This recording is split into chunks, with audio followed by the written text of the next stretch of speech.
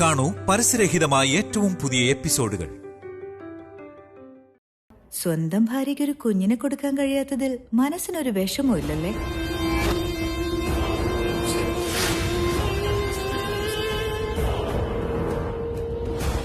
ദൈവം എല്ലാവർക്കും എല്ലാം കൂടി കൊടുക്കില്ല ഓർമ്മല്ലേ? കിട്ടാത്തതിനെ മാത്രം ഓർത്തുകൊണ്ട് ഇങ്ങനെ പിടഞ്ഞ് ജീവിക്കുന്നതിലും കിട്ടിയ സൗഭാഗ്യങ്ങളെ കുറിച്ച് ഓർത്ത് തൃപ്തിപ്പെട്ട് മനസ്സമാധാനത്തോടെ ജീവിച്ചൂടെ? അടിപൊളി ഡയലോഗ ചേട്ടാ.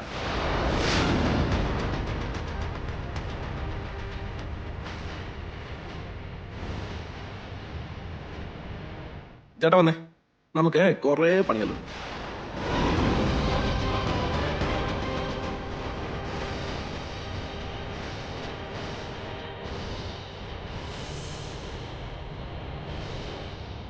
ആ ശ്രേയയുടെ കാര്യത്തിൽ എന്തെങ്കിലും ഒന്ന് തീരുമാനിക്കാതെ അജയന് എന്തിനാ ഇപ്പൊ തോണ്ടാൻ നിൽക്കുന്നത്? ഇനിയിപ്പോ ശ്രേയയുടെ കാര്യത്തിൽ നമ്മൾ എന്ത് ചെയ്യാനാ? തട്ടമിട്ടുകൊണ്ട് അവിടെ ഇരിക്കുന്നത് ശ്രേയാണെന്ന് മനസ്സിലായല്ലോ. താലി കെട്ടിയത് ശ്രേയക്കാണോ അതോ മറ്റാർക്കെങ്കിലും ആണോ എന്ന് പുറത്തു വരുന്നത് വരെ ഒന്നും ചെയ്യാൻ പറ്റില്ല. ഒന്നും ചെയ്യാൻ പറ്റില്ല എന്ന് പറഞ്ഞ് ഇങ്ങനെ ഇരുന്നോണ്ട് കാര്യമുണ്ടോ? എന്തെങ്കിലും ഒന്ന് ആലോചിക്ക്. കള്ളൻ ഏത് കപ്പല്ലാന്നുള്ളത് ഇന്ന് തന്നെ കണ്ടുപിടിക്കണം.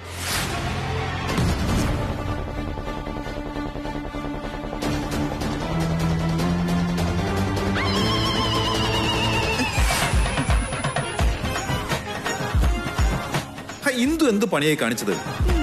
എനിക്ക് നിന്നെ അറിയില്ലേ മോനെ, നീ ഇങ്ങനത്തെ കോപ്രായങ്ങള് കാട്ടിക്കൂട്ടും. അതുകൊണ്ടല്ലേ ശ്രേയെ മാറ്റി നിർത്തിട്ട് ഞാൻ ഇവിടെ കയറിയിരുന്നത്. നാണമില്ലേ എന്തു? എത്ര പാടുപെട്ടിട്ടാന്നറിയോ ഒളിച്ചും പാത്തും ഞാൻ ഇങ്ങോട്ട് വന്നത്. ആ മുഖം ഒന്ന് കാണാന്ന് വെച്ചപ്പം അത് നശിപ്പിച്ചു കളഞ്ഞു. നിനക്ക് അത്രയ്ക്ക് ധൃതിയായോടാ? ആദ്യ രാത്രി വരെ പെണ്ണിന്റെ നീ മനസ്സിൽ കാണുമ്പോഴേ ഞാൻ മാനത്ത് കാണും. പൂജ കഴിയാൻ തന്നെ 4 മണിക്കൂർ എടുക്കും. അത് കഴിഞ്ഞ് ആദ്യ രാത്രിയിലെ ശ്രേയെ കാണാൻ പറ്റും. കുളിച്ച് ശുദ്ധിയായിട്ട് പോയി പൂജ കഴിക്കടാ. ഞാൻ ഒരു പ്രാവശ്യം ഒന്ന് കണ്ടോട്ടെ. അയ്യോ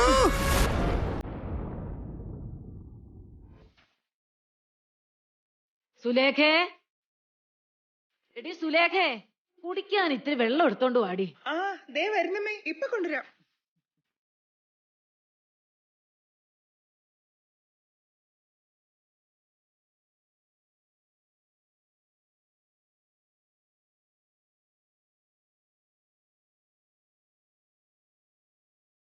എന്റെ അമ്മോ, പുറത്തേക്ക് ഇറങ്ങണ്ട. നാട്ടുകാരെല്ലാം ശ്രേയയുടെ കല്യാണത്തെ കുറിച്ചാ പറച്ചില്. കണ്ണ് കിട്ടാതിരിക്കാൻ ഒരു ഗണപതി ഹോമം നടത്തണം. കൊട്ടാര വീട്ടിലെ ബന്ധുക്കളായതിൽ എല്ലാവർക്കും നമ്മളോട് അസൂയ. എന്തു പറഞ്ഞാലും എന്റെ ശ്രേയമോള് ഭാഗ്യമുള്ള കുട്ടിയാ.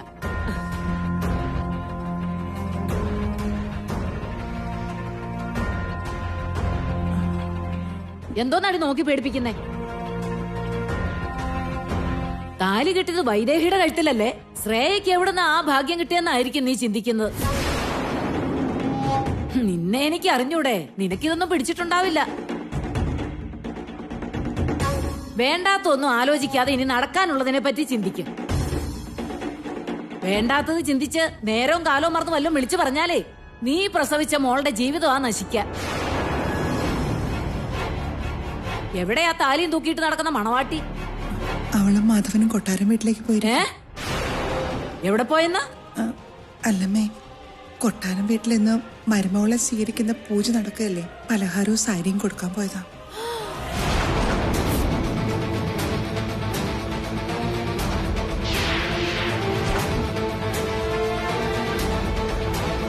നിന്റെ തലയ്ക്ക് ഓളമാണ് ഇവിടെ പിശാചേ.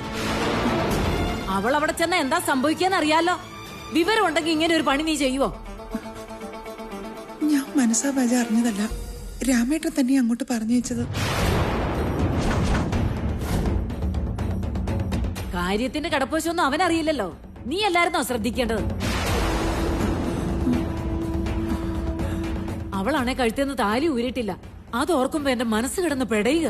അപ്പതാ നീ അവളെ അങ്ങോട്ടും പറഞ്ഞയച്ചിരിക്കുന്നു. നിന്റെ സ്വന്തം മോളുടെ ജീവിതം നശിക്കാൻ പോന്നെന്ന് ഓർത്താ നിനക്ക് കൊള്ളാം. ഇതിനിടയ്ക്ക് എനിക്ക് എന്ത് ചെയ്യാൻ പറ്റുന്നോ? രാമേട്ടൻ വൈദേഹിയെ പറഞ്ഞയച്ച ഞാൻ കണ്ടില്ലായിരുന്നു അമ്മേ. രാമേട്ടന്റെ കയ്യിലാണ് ഞാൻ പലഹാരമൊക്കെ കൊടുത്തത്. അതിനിടയ്ക്ക് അമ്പലത്തിൽ നിന്ന് രാമേട്ടന് ഫോൺ വന്നു. അപ്പോഴാ വൈദേഹിയും മാധവനെയും കൂടെ പറഞ്ഞയച്ചത്. കുറച്ചു നേരം എന്റെ കണ്ണൊന്നും അങ്ങോട്ട് മാറിയതേ ഉള്ളൂ. അതിനിടയ്ക്ക് എത്ര വലിയ കുഴിയാടി നീ തോണ്ടി വെച്ചത്. ഇനി രാമൻ അവളോട് പോകാൻ പറഞ്ഞു എന്ന് തന്നെ ഇരിക്കട്ടെ, ഈ സമയത്ത് അങ്ങോട്ട് പോകാൻ പാടില്ലെന്ന് അവൾക്കറിഞ്ഞൂടെ? അപ്പൊ അവളുടെ മനസ്സിൽ മറ്റെന്തൊക്കെയോ ഉണ്ട്. താലി ഊരില്ലാന്ന് പറഞ്ഞപ്പോഴേ അവളുടെ മനസ്സിലിരിപ്പ് ഞാൻ മനസ്സിലാക്കേണ്ടതായിരുന്നു. എന്തിനാ അമ്മ ഇതൊക്കെ? പാവാ കുട്ടി, ചോദിക്കാൻ ആരുമില്ലെന്ന് വെച്ച് ഇങ്ങനൊന്നും പറയല്ലോ. അവളുടെ മനസ്സിൽ മറ്റെന്തെങ്കിലും ചിന്തയുണ്ടായിരുന്നേ? ഇതുവരെ മൗനമായിട്ടിരിക്കേണ്ട കാര്യമുണ്ടായിരുന്നോ? അവളോട് കാണിച്ച കുട്ടിയെ ക്രൂരതയ്ക്ക് അവൾ എപ്പോഴേ നമ്മളെ എതിർക്കുമായിരുന്നു. വൈദേഹി ചെറുപ്പം തൊട്ട് നമ്മളെ കാണുന്നതല്ലേ, അവൾ ഒരിക്കലും നമ്മളെ ദ്രോഹിക്കില്ല. എല്ലാ ഭാരവും സ്വയം എടുത്ത് തലയിൽ വെക്കും. ആരിൽ നിന്നും ഒന്നും പ്രതീക്ഷിക്കില്ല അവൾ. പാവം അമ്മേ, അവൾ അവിടെ ചെന്ന് ഒരു പ്രശ്നം ഉണ്ടാക്കില്ല. അവൾ കാരണം ശ്രേയയുടെ ജീവിതത്തിൽ ഒരു കുഴപ്പവും സംഭവിക്കില്ല.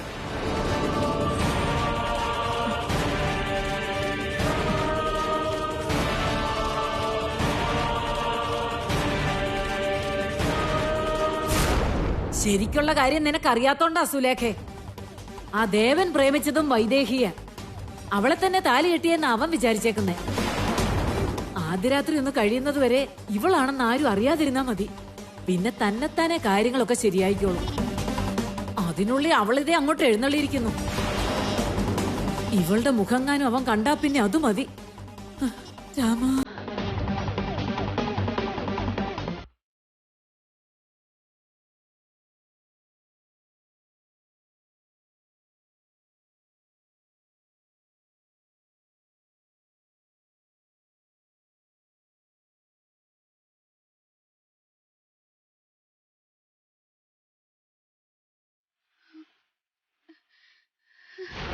എന്താ ചേച്ചി അവിടെ തന്നെ നിന്നോളഞ്ഞ? നടക്ക്. എനിക്ക് പറ്റില്ല മാധവ. ദേവേട്ടനകത്തുണ്ടാവില്ലേ? എന്നെ കണ്ടാൽ ആകെ പ്രശ്നമാവും. ഈ പലഹാരം നീ കൊണ്ടു കൊടുത്തിട്ട് വാ. ചേച്ചി ജീവിക്കേണ്ടിരുന്ന വീടാണിത്, എന്നിട്ട് അകത്തോട്ട് കയറാൻ പോലും പേടിക്കുകയാണോ? അതൊക്കെ കഴിഞ്ഞ കാര്യങ്ങളല്ലേ. ചേച്ചി അകത്തേക്ക് വന്നേ പറ്റൂ. മാധവ വേണ്ടടാ, നീ കൊണ്ടുപോയി കൊടുത്തിട്ട് വാ. എന്റെ അവസ്ഥ ഒന്നും മനസ്സിലാക്കടാ. മനസ്സിലാക്കേണ്ടത് നീയാണ്.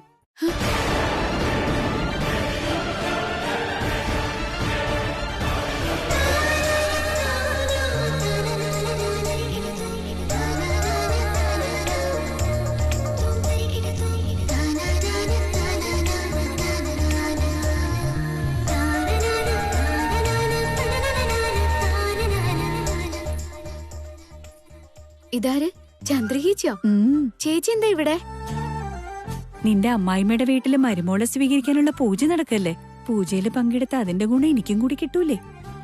അതിങ്ങനെ എന്റെ അമ്മായിമ്മയുടെ വീടാവാ? എന്റെ ശ്രേയയുടെ വീടല്ലേ ഇത്? എങ്ങനെ? എന്റെ മുഖത്തോട്ട് നോക്കി നിനക്കത് പറയാൻ പറ്റുമോ?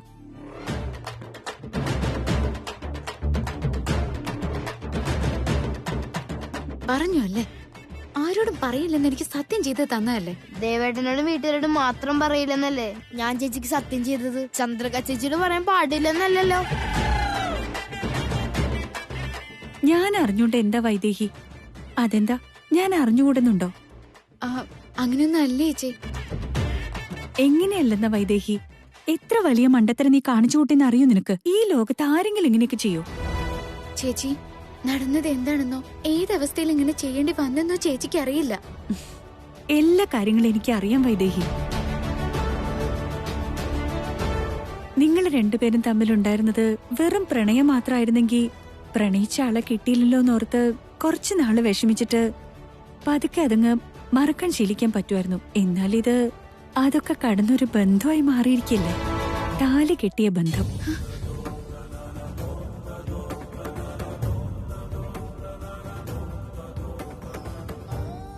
ജീവിതകാലം മുഴുവൻ ഉണ്ടാവേണ്ട ബന്ധം.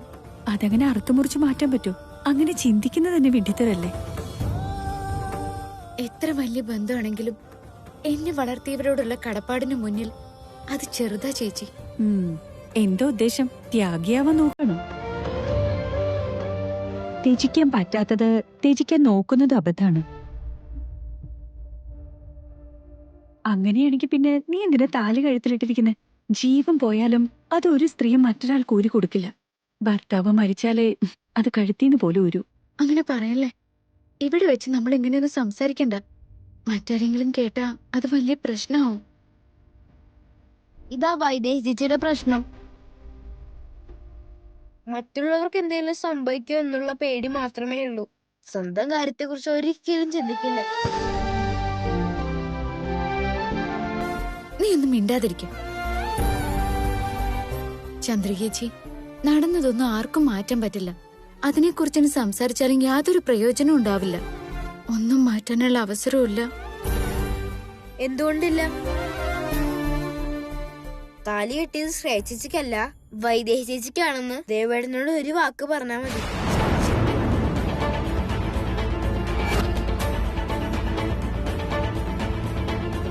നീ മിണ്ടാതിരുന്നേ.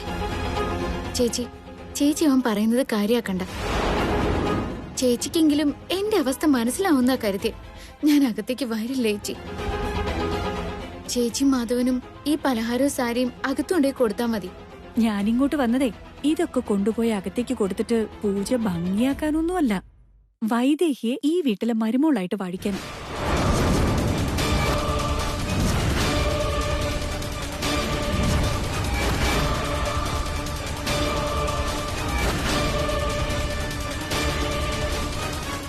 ചന്ദ്രികേച്ചി, പ്ലീസ് അങ്ങനെയുള്ള അബദ്ധമൊന്നും കാണിച്ചേക്കരുത്. സത്യം മനസ്സിലായ എന്റെ അമ്മയും അച്ഛനെയും ഇവിടെയുള്ളവരും മോശം വിചാരിക്കും. എന്റെ അച്ഛനത് ഒരിക്കലും സഹിക്കാൻ പറ്റില്ല. ശ്രേയയുടെ ജീവിതം അതോടെ തകർന്നു പോവില്ലേ ചന്ദ്രികേച്ചി? എന്നുവെച്ച് നിന്റെ ജീവിതം തകർന്ന് തരിപ്പണായ ഒരു കുഴപ്പമില്ലേ? വലിയ പ്രേമായിരുന്നല്ലോ. അകത്തിരിക്കുന്ന ആള് പ്രേമിച്ചത് നിന്നെ തന്നെയല്ലേ? ആളെ കൊണ്ട് താലി കെട്ടിക്കാൻ കുഴപ്പമില്ലായിരുന്നല്ലോ.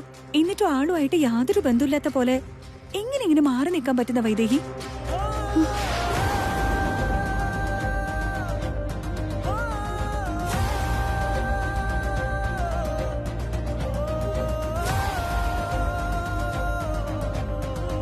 ചേച്ചി, ഇനി അതൊന്നും പറഞ്ഞിട്ട് കാര്യമില്ല. ഒന്നും വേണ്ട ചേച്ചി. വല്ലതും ഇനി പുറത്തറിഞ്ഞ ആകെ പ്രശ്നമാവില്ലേ? ഈ സംഭവത്തെ കുറിച്ച് ചേച്ചി ആരോടെങ്കിലും പറഞ്ഞ സത്യമായിട്ടും പിന്നെ എന്നെ കാണില്ല. എല്ലാരോടും ഇപ്പൊ ഈ ഭീഷണി തുടങ്ങിയിരിക്കണല്ലോ.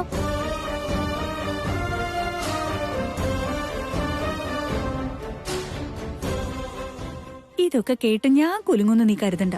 അതുപോലെ ഒരാളുടെ തലയിലെഴുത്ത് ആര് വിചാരിച്ചാലും മാറ്റാനും പറ്റില്ല. നടക്കാനുള്ളതൊക്കെ കൃത്യസമയത്ത് ദൈവം തന്നെ മാറ്റിക്കോളും.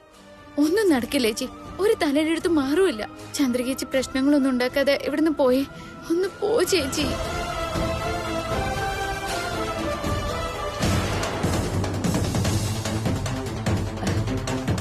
വൈദേഹി,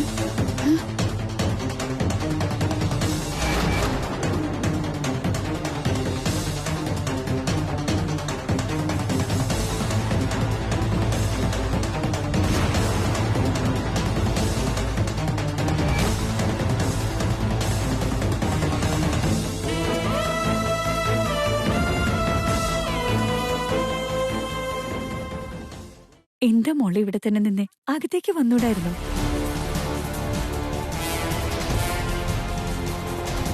ഈ പെൺകുട്ടി ആരാ മോളെ? ചന്ദ്രിക ചേച്ചിയാ, എന്റെ വൈദേഹി ചേച്ചിയുടെ കൂട്ടുകാരിയാ. ഓ, കൊട്ടാരം വീട്ടില് പൂജ നടക്കുന്നുണ്ടെന്നുള്ള കാര്യം നാട്ടിലെ മുഴുവൻ പാട്ടാ. ഒന്ന് കാണാന്ന് കരുതി. ദൈവിക കാര്യങ്ങൾക്ക് ആരും ആരെയും ക്ഷണിക്കേണ്ട കാര്യമില്ല. എല്ലാവരും അകത്തേക്ക് വാ.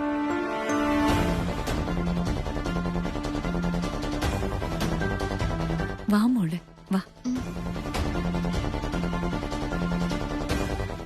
വൈദേഹി, ദൈവമുണ്ടെന്ന് മനസ്സിലായല്ലോ.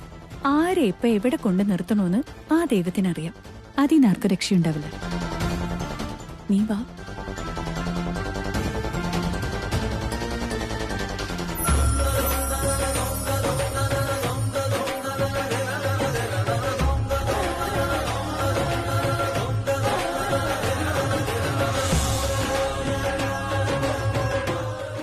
ശ്രീരാമ, എന്തിനാ ഈ പുതിയ പരീക്ഷണം? ഒരു കാരണവശാലും ദേവേട്ടൻ എന്നെ കാണാൻ ഇടയാവരുതേ. ദേവേട്ടനെവിടെ? വൈദേഹി ചേച്ചി ഒന്നും കണ്ടാ മതി, തന്നെത്താനെ കാര്യങ്ങളൊക്കെ മാറി മറിഞ്ഞോളൂ. വൈദേഹി വാ, നടക്ക്.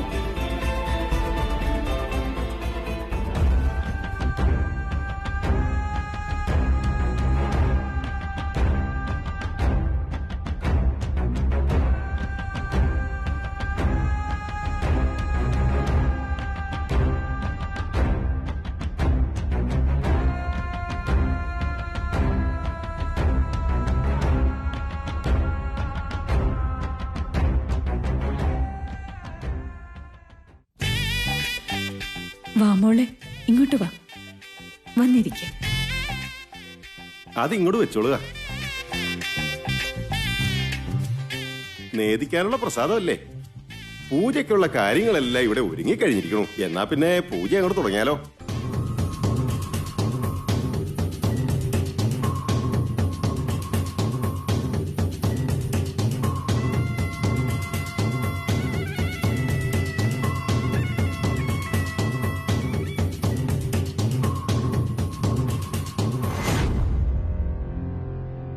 അവളവിടെ ഒറ്റയ്ക്ക് ഓർമ്മളെ, ഒന്ന് പതിയെ ചെന്ന് മിണ്ടി നോക്കാം. താലി കെട്ടിയത് അവളെ അല്ലാന്നുള്ളത് അവളെ കൊണ്ട് തന്നെ നമുക്ക് പറയിച്ചെടുക്കാന്നേ. എന്നാ നീ വരണമെന്നില്ല. അവൾക്ക് ചാൻസ് ഓഫർ ചെയ്ത സിനിമാ ഡയറക്ടർ നീ ആണെന്നറിഞ്ഞ പ്രശ്നമാ. ഏയ്, എന്റെ ഗെറ്റപ്പൊക്കെ മാറ്റിയില്ല ഓർമ്മളെ. എന്നെ മനസ്സിലാവാൻ ഒരു ചാൻസും ഇല്ല. എനിക്ക് ചാൻസ് എടുക്കാൻ താല്പര്യമില്ല. ഗെറ്റപ്പ് എങ്ങനെ മാറ്റിയാലും ആളുടെ മട്ടും ഭാവവും കാണുമ്പോ ബുദ്ധിയുള്ളവർക്ക് മനസ്സിലാവും. അവളെ ബുക്ക് ചെയ്യാൻ പ്ലാൻ ചെയ്ത് കല്യാണം മുടക്കാൻ ശ്രമിച്ചതിന്റെ പേരിൽ നമ്മൾ ചിലപ്പോ ബുക്കായി പോകും. അങ്ങനെ വന്ന് ഇത്രയും നാൾ കഷ്ടപ്പെട്ടത് വെറുതെയോ? അങ്ങനെ ഒരു റിസ്കിന് ഞാൻ തയ്യാറല്ല. നീ ഇവിടെ നിന്നാ മതി. സത്യ വരണേ, നീ ഇവിടെ തന്നെ നിന്നു, ഞങ്ങളൊന്ന് മുട്ടി നോക്കട്ടെ.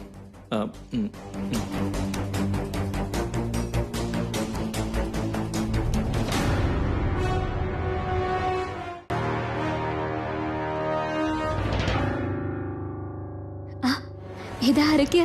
വാ ആന്റി വാ. പുതിയ വീടൊക്കെ എങ്ങനെയുണ്ട് ശ്രേയ? ഇഷ്ടായോ?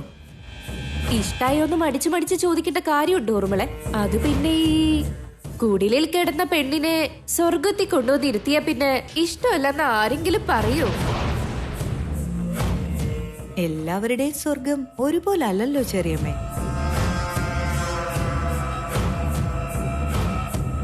ഓരോരുത്തർക്കും ഓരോ തരത്തിലായിരിക്കും സ്വർഗം. കുറച്ചു പേർക്ക് ഐശ്വര്യവും സമ്പത്തും ഒക്കെ ഉണ്ടെങ്കിൽ അതൊരു സ്വർഗമാണെന്ന് തോന്നും. ചിലർക്ക് അതൊന്നും പോരാ. അവരുടെ സ്വപ്നങ്ങളും ആഗ്രഹങ്ങളും നിറവേറുമ്പോഴായിരിക്കും സ്വർഗം കിട്ടുക. എക്സാമ്പിൾ, നമ്മുടെ ശ്രേയയുടെ കാര്യം തന്നെ എടുക്കാം. ശ്രേയയ്ക്ക് സിനിമ ഹീറോയിൻ ആകണം എന്നുള്ളതാണല്ലോ ആഗ്രഹം.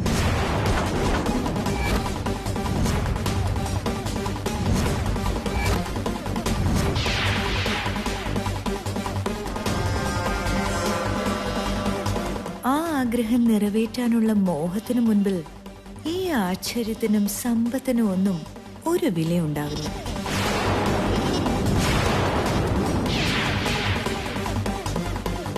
സിനിമ ഹീറോയിൻ ആകണമെന്നുള്ളതാ എന്റെ ആഗ്രഹമെന്ന് ഇവർക്കെങ്ങനെ മനസ്സിലായി?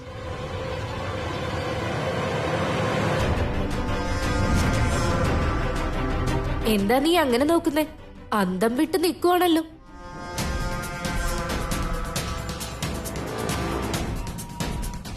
പുതിയ ആൾക്കാരോട് പറയാൻ മടിയാവും. അടുപ്പായി കഴിയുമ്പോ പയ്യെ പയ്യെ ഓരോന്നും പറഞ്ഞോളൂ.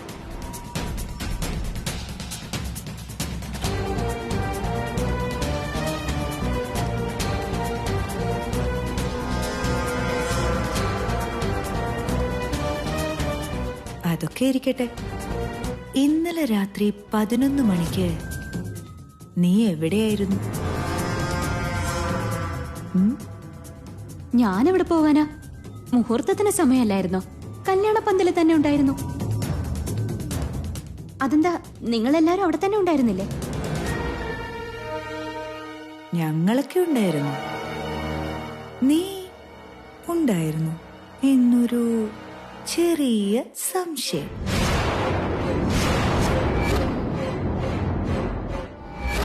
അഭിനയൊക്കെ മതിയാക്ക്. പറയുന്നത് ശ്രദ്ധിച്ചു കേട്ടോണം. ആരെങ്കിലും താലി കെട്ടാൻ നേരത്തെ എവിടെ ആയിരുന്നെന്നോ രാത്രി പുറത്തേക്ക് പോയോന്ന് ചോദിച്ചാ സൂക്ഷിച്ചും കണ്ട് ഉത്തരം പറഞ്ഞോണം. ഉത്തരം മുട്ടിയ കരണത്തിനിട്ടൊന്നു കൊടുത്തു.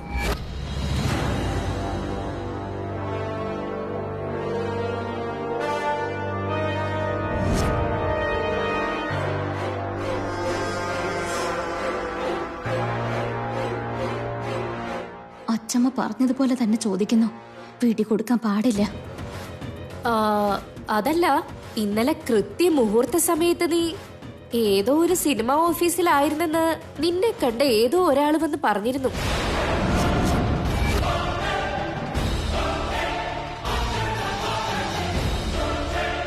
മുഹൂർത്ത സമയത്ത് അവിടെയാണെങ്കിൽ അതേ മുഹൂർത്തത്തിന് മണവാട്ടിയുടെ രൂപത്തിൽ ഇവിടെ ഉണ്ടാവാനാവോ ശ്രേയ? എന്നുവെച്ച താലി കെട്ടിയത് നിനക്കല്ലെന്നർത്ഥം, വേറാരോ ഒരാൾക്കാണ്. പാവം കളിച്ചു നിന്നിട്ട് ഒരു കാര്യമില്ല. കുറുക്കി കൊള്ളുന്ന ഉത്തരം തന്നെ പറയണം.